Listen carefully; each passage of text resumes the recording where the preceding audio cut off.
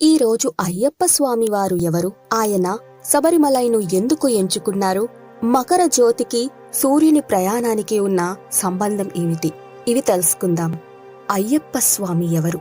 శివుడు, మోహిని రూపం విష్ణువు, సుపుత్రుడు, దివ్య శక్తి మన అయ్యప్ప స్వామి. నియమం, ధర్మం, అంతర్శక్తికి ఆయనే ప్రతీక.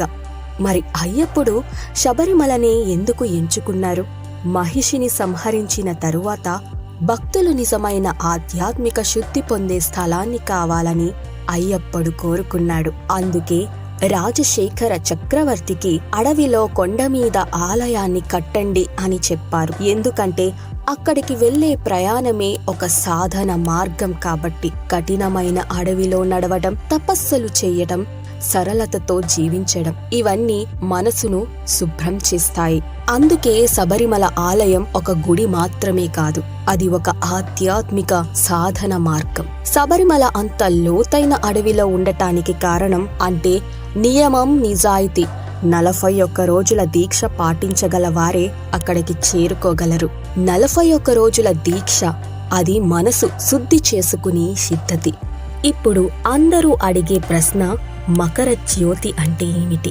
ప్రతి సంవత్సరం మకర సంక్రాంతి రోజున పొన్నం బలమెడు కొండపై కనపడే వెలుగే మకర జ్యోతి.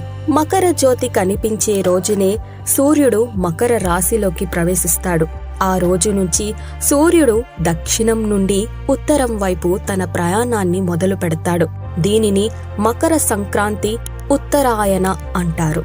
ఆ వెలుగు కనిపించిన క్షణం లక్షల మంది ఒకేసారి గట్టిగా జపించే నామస్మరణం స్వామియే శరణం అయ్యప్ప. అది శాస్త్రం కాదు, పూర్ణ భక్తి, పూర్ణ విశ్వాసం.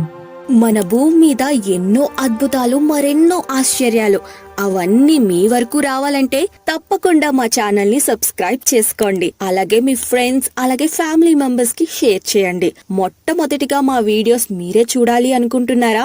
అయితే తప్పకుండా కింద ఉన్న బెల్ ఐకాన్ ని క్లిక్ చేయడం మర్చిపోకండి. Thanks for watching.